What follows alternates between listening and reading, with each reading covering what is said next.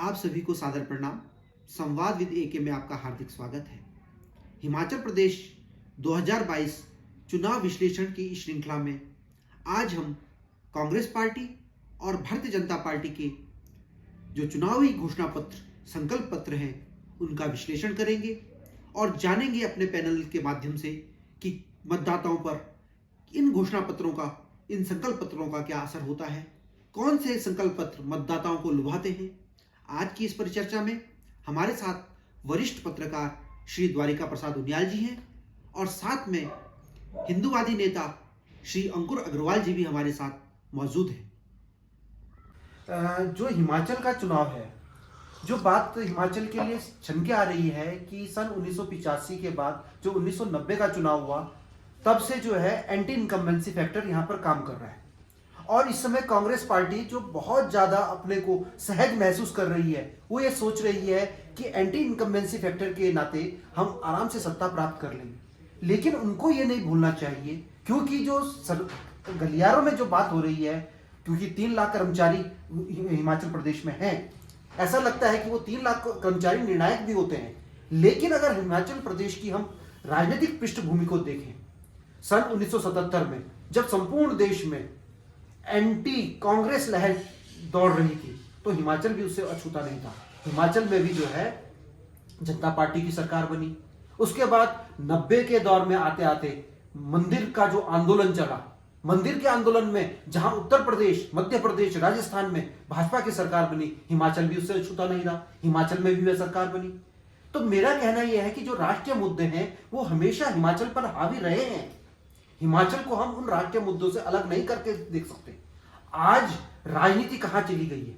उत्तर प्रदेश जैसा घोर जो जातिवादी राज्य राष्ट्र के नाम पर भारतीय जनता पार्टी की सरकार दे सकता है, हिमाचल वाले उससे दूर नहीं जाएंगे, क्योंकि हिमाचल में भी एक राष्ट्रीय सोच, बहुत प्रबल राष्ट्रीय सोच काम कर रही है। और इसी अवधारणा के तहत जहां तक बात हुई कि प्रधानमंत्री बहुत शिद्दत से जो है हिमाचल के चुनाव में पार्टिसिपेशन कर रहे हैं, भारतीय जनता पार्टी की ये नियत है, वो उनकी प्रवृत्ति में है कि वो एक चुनाव खत्म नहीं होता, दूसरे चुनाव में बड़े ही शिद्दत से लग जाते हैं।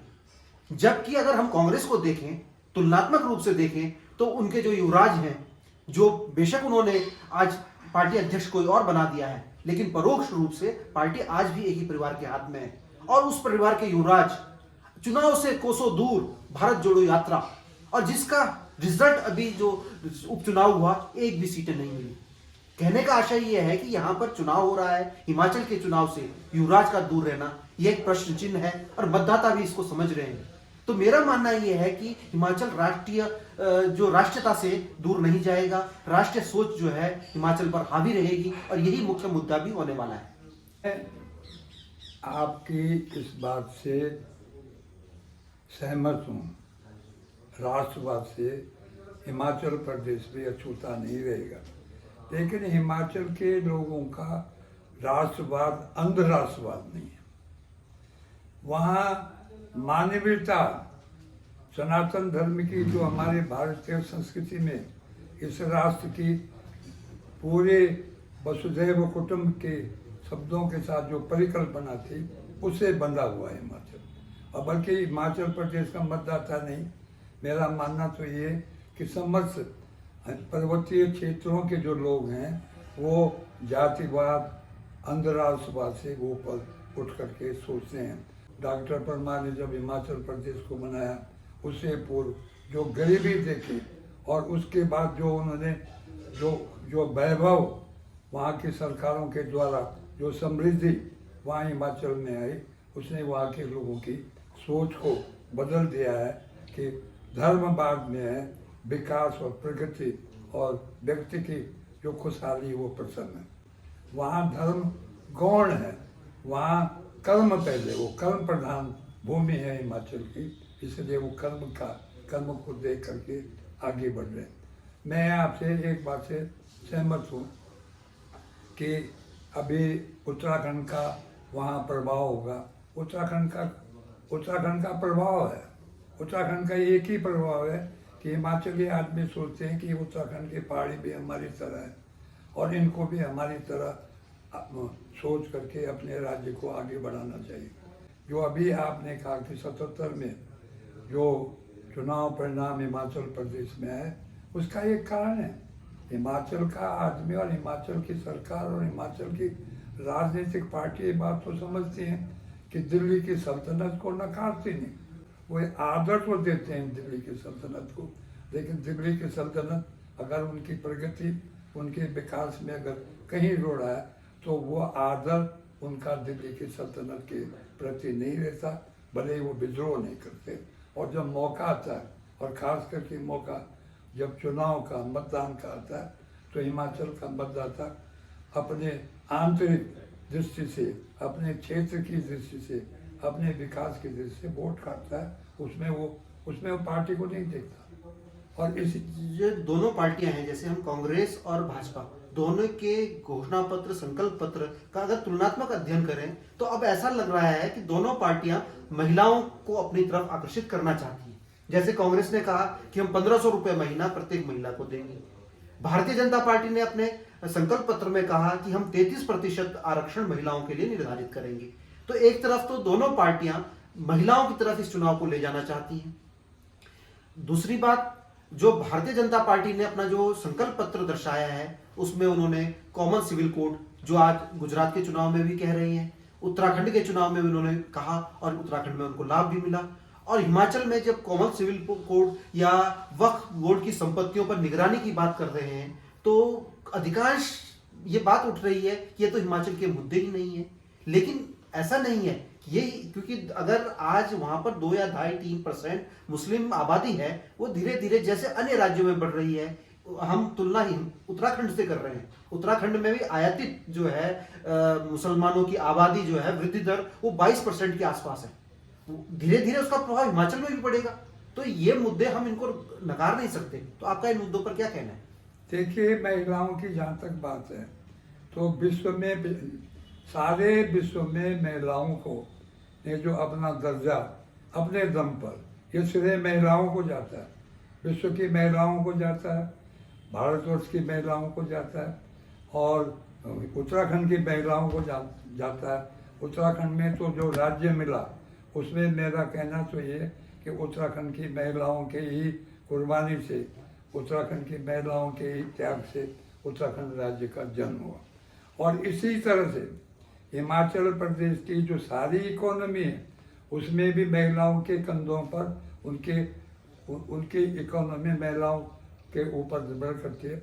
इसलिए बीजेपी भी और कांग्रेस भी, दोनों जो महिलाओं का प्रतिशत वोट और पुरुषों का प्रतिशत वोट लगभग बराबर है। महिलाएं जिस ओर जाएंगी, इस बात को कांग्रेस भी समझती है और इस बात को भाजपा भी समझती है कि कौन जीतेगा। हिमाचल प्रदेश में महिलाएं दोनों तरफ जुड़ी हुई, एक तरफ उनके सामने प्रधानमंत्री के व्यक्तित्व का आकर्षण भी है। प्रधानमंत्री के व्यक्तित्व का आकर्षण अभी पूरे देश में है, हिमाचल में भी है, लेकिन महिलाएं ये देखती हैं कि बीजेपी के द्वारा हमारे यहाँ जो विकास होना चाहिए वो विकास हुआ है या नहीं है। लेकिन लोकल इशू में प्रगति, अपने गांव का विकास, अपने क्षेत्र का विकास, अपने राज्य का विकास हिमाचल के मतदाता की प्रमुखता है। और जैसा कि हिमाचल एक बागवानी से परिपूर्ण राज्य है, यहाँ पर जो सेब बेल्ट है, सेब बेल्ट में आप क्या समझते हैं कि सेब फैक्टर कितना कारगर साबित होगा? सेब फैक्टर हिमाचल प्रदेश में बहुत हावी रहेगा। हिमाचल प्रदेश के 5 जिलों में सेब होता है, और सेब आज अकेले सेब क्षेत्र की इकोनॉमी नहीं, सेब का जो अर्थतंत्र है उसमें जो श्रमजीवी आते हैं वो हिमाचल के ही दूसरे जिलों से आते हैं। सेब में एक कहावत है कि 1 से 20 आदमियों को रोजगार देता है, और वो रोजगार का अर्थ है पैकेजिंग है, ढुलाई है, ढुलान है। इसलिए हिमाचल प्रदेश के चुनाव में सेब एक मुख्य मुद्दा है। और दुख के साथ कहना पड़ता है कि केंद्र सरकार, हमारे प्रधानमंत्री, आदरणीय प्रधानमंत्री जी कहते हैं कि हिमाचल मेरा कर्म क्षेत्र, आपने अभी तक सेब के जो मिनिमम प्राइस होनी चाहिए उसकी मिनिमम प्राइस की तरफ ध्यान नहीं दिया। और सेब में सेब का जो राष्ट्रीय फल घोषित होना चाहिए, अभी तक आपने सेब को राष्ट्रीय फल घोषित नहीं किया। सेब के लिए जो गुणात्मक परिवर्तन, जो जो चीज़ें होनी चाहिए थी, उसके अभी तक कारखाने तक हिमाचल प्रदेश में जितने भी यूनिट लगने चाहिए थे, उसकी तरफ न राज्य सरकार का ध्यान गया और न केंद्र सरकार का ध्यान दिया। भले ही एप्पल मिशन के द्वारा लोगों को कई चीज़ें दी जा रही हैं, लेकिन उसके द्वारा जो इम्प्लीमेंटेशन होना चाहिए था न वो केंद्र के द्वारा हो रहा है। और सेब क्षेत्र में एक बड़ी नाराज़गी है। सेब क्षेत्र में इतनी नाराज़गी है कि जिसका असर बीजेपी पर पड़ेगा, क्योंकि दिल्ली में डबल इंजन सरकार का जो नारा दिया था उसमें केंद्र भी आता राज्य भी आता है, तो डबल इंजन सरकार के कारण सेब का जो क्षेत्र है वो अपनी नाराज़गी जरूर प्रदर्शित करेगा।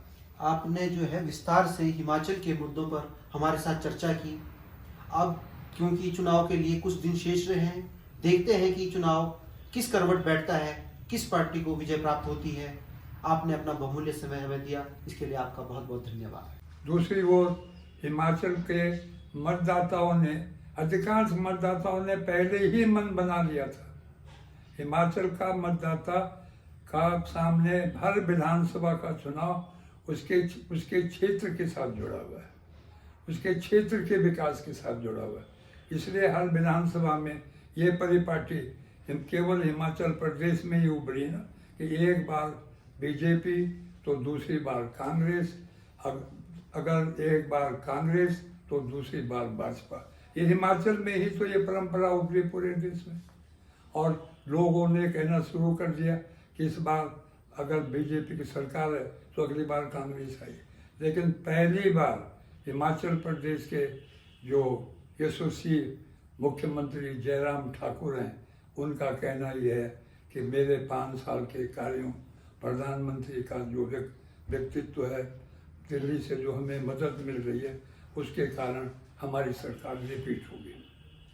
अब हिमाचल का चुनाव इतनी चरम स्थिति पे पहुंच गया है, जो मैंने कई, चाहे वो कुल्लू हो, वो चाहे हमीरपुर हो, वो चाहे ओल्ड हिमाचल हो, ओल्ड हिमाचल का सेब क्षेत्र हो, इन सब जगहों से ये बात उभर करके आ रही है कि ये चुनाव कांटे का चुनाव हो गया। और मेरा तो ये भी कहना है कि जैसे मैंने पिछले दिनों कहा कि ये चुनाव एक ऐसी स्थिति में पहुंचेगा कि जिससे कि बागियों के हाथ में हिमाचल प्रदेश की सरकार की चाबी पहुंच जाएगी। और उसका कारण है, उसके कारण है कि हर विधानसभा क्षेत्र में एक तिकोना संघर्ष है। अभी आप प्रेडिक्ट नहीं कर सकते, दोनों पार्टी नहीं कह सकते कि इस बारे में कि हम 40 से 45 से 55 बीजेपी के नुमाइंदे, बीजेपी के प्रतिनिधि इस बात को कह रहे हैं कि हम 2/3 मत लेकर के आ रहे हैं। मैं इस बात से मैं उनको चुनौती तो नहीं दे रहा हूँ, लेकिन मेरा उनसे इस मामले में मतभेद है। वो हिमाचल की परिस्थितियों को नहीं देख रहे हैं। हिमाचल की परिस्थिति में विकास एक बहुत बड़ा मुद्दा है। विधानसभा का चुनाव इतने चरम स्थिति पे पहुंच गया है कि आदरणीय प्रधानमंत्री को स्वयं बागडोर संभालनी पड़ गई। और आदरणीय प्रधानमंत्री का आपने भी देखा होगा एक वायरल फतेहपुर विधानसभा में विपिन परमार, जो पहले भाजपा में थे और अब वो जो एक बागी उम्मीदवार के रूप में चुनाव लड़ रहे हैं, उनसे परमार के साथ प्रधानमंत्री की जो वार्ता हुई, उस वार्ता की चर्चा हिमाचल में ही नहीं सारे देश में हो रही। इससे ये समझा जा सकता है कि हिमाचल का चुनाव बीजेपी के लिए और ख़ास करके आदरणीय प्रधानमंत्री का जो 2024 का जो चुनाव है उनका, उस चुनाव के साथ नत्थी हो गया। ये चुनाव कोई साधारण चुनाव नहीं, इस चुनाव को प्रधानमंत्री 2024 के चुनाव के साथ देख रहे हैं। और ये भी ठान ली है उन्होंने कि अगर हिमाचल हाथ से गया तो बीजेपी की मुश्किलें बढ़ जाएंगी 2024 में। अब मैं आमंत्रित करता हूं श्री अंकुर अग्रवाल जी को, कि जो हिमाचल प्रदेश के एक बड़े हिंदूवादी नेता हैं, पूर्व में सिरमौर जिले के हिंदू जागरण मंच के जिलाध्यक्ष रहे हैं। आप इस चुनाव पर पैनी नजर रखे हुए हैं। आपसे हम जानना चाहेंगे कि हिमाचल में जो ये समान नागरिक संहिता और वक्फ बोर्ड की संपत्तियों की जांच मुद्दे जो भारतीय जनता पार्टी ने उठाए हैं, वो कितने कारगर साबित होंगे। आप इस बारे में क्या कहना चाहेंगे? नमस्कार, मैं अंकुर अग्रवाल, पूर्व जिलाध्यक्ष हिंदू जागरण मंच, जिला सिरमौर, हिमाचल प्रदेश। हिमाचल में चुनावी सरगर्मियां पूरे जोरों पर हैं। सभी विभिन्न राजनीतिक दल अपने अपने घोषणा पत्र जारी कर रहे हैं और उसी कड़ी में भाजपा ने भी अपना एक प्रतिज्ञा पत्र जारी किया है, जिसमें वर्षों से लंबित हिंदू जागरण मंच की मांग, हिमाचल में समान नागरिक कानून हो ऐसी मांग, हिमाचल में वक्फ बोर्ड की संपत्तियों की जांच हो, ऐसी मांगों को चुनावी घोषणा पत्र में शामिल किया गया है, जो निसंदेह हिमाचल के ऊपर एक बहुत गहरा असर डालने वाली है। हिमाचल में बहुत सी जगह पर शांतिप्रिय लोगों का समुदाय बहुतायत में पाया जाता है। हमारे नाहन विधानसभा क्षेत्र में ही लगभग 18,000 वोटर हैं, पांवटा साहिब में लगभग 20,000 वोटर हैं, सोलन, चंबा, शिमला और सभी जगह धीरे धीरे इनकी तादाद बढ़ रही है। जिस प्रकार उत्तराखंड में इस समय इनकी तादाद धीरे धीरे बढ़ गई है, तो ऐसे ही हिमाचल में बाहर से पलायन करके आ रहे बहुत से मुस्लिम भाई आकर बस रहे हैं। लेकिन कानूनी व्यवस्था बनाए रखने के लिए सबके लिए एक समान कानून हो, ऐसी हमारी मांग थी, जिसको प्रदेश भाजपा ने अपने घोषणा पत्र में शामिल किया। हिमाचल में लगातार बढ़ रहे लव जिहाद, लैंड जिहाद, इस तरह के मामलों से निपटने के लिए समान नागरिक कानून होना बहुत ज़रूरी है, बहुत आवश्यक है और निसंदेह हिमाचल के चुनाव पर इसका बहुत गहरा असर पड़ने वाला है और पड़ना भी चाहिए। हम एक और जहां विकास को लेकर बात करते हैं, हम एक तरफ जहां हिमाचल में चहुमुखी विकास हो रहा है उस पर बात कर रहे हैं, वहीं कुछ लोग इस मुद्दे को सांप्रदायिकता का रंग देना चाह रहे हैं, जो कि पूर्णतया गलत है। सांप्रदायिकता कैसी? जब हम एक देश में रहते हैं, हम एक संविधान को मानते हैं, तो हमारे लिए कानून भी सबके लिए एक समान होना ही चाहिए। और मेरा ऐसा मानना है कि हिमाचल सरकार का, हिमाचल प्रदेश भाजपा का ये एक बहुत ही सराहनीय कदम है, जिसके लिए मैं संपूर्ण हिंदू समाज को, भाजपा को कोटि कोटि साधुवाद। धन्यवाद अग्रवाल जी, आपने बड़े विस्तार से इस विषय पर अपनी बात रखी। आज की परिचर्चा को हम यहीं पर समाप्त करते हैं। आज विस्तार से हमने उनियाल जी से, अग्रवाल जी से चुनाव पर चर्चा की, दोनों पार्टियों के घोषणा पत्र पर विस्तार से चर्चा की। आशा करते हैं कि आपको यह चर्चा पसंद आएगी और 12 तारीख को अब चुनाव शीघ्र आने ही वाला है। देखते हैं मतदाता किस के चुनाव घोषणा पत्र को पसंद करते हैं, किसकी सरकार हिमाचल में बनती है, क्या एंटी इनकम्बेंसी फैक्टर काम करता है या प्रो इनकम्बेंसी फैक्टर काम करता है। यह तो 12 तारीख को मतदाता नई सरकार का फैसला कर ही लेंगे। आज की चर्चा को हम यहीं पर विराम देते हैं। धन्यवाद।